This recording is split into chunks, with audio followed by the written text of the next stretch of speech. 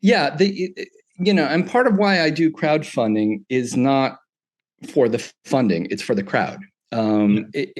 I think every film, I mean, or at least every one of my films, I don't want to speak for everyone else, should start with the idea that you're going to get a bunch of people together and communally they're on your team. Yeah. You're all making this movie. So if you get 100, 200, 300 people that, maybe they put in $1 each, now you've got like a whole army that is supporting you, not just financially, but also just, emotionally, through your journey.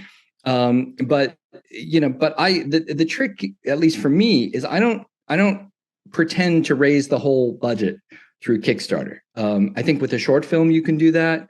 With maybe a this is super micro low budget indie, you could probably do that.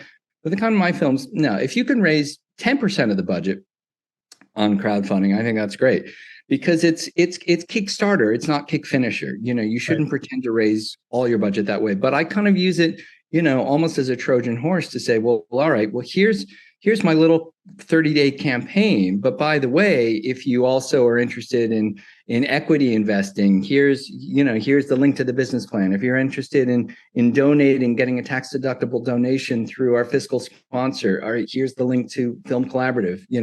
And that's kind of how I look at the how and why you launch with a crowdfunding campaign. And so I've used Kickstarter a couple times. I've used Seed and Spark, and I think, and even before there was official crowdfunding, looking back on my first few films, I'm like, yeah, we were doing that too. We just didn't call it that.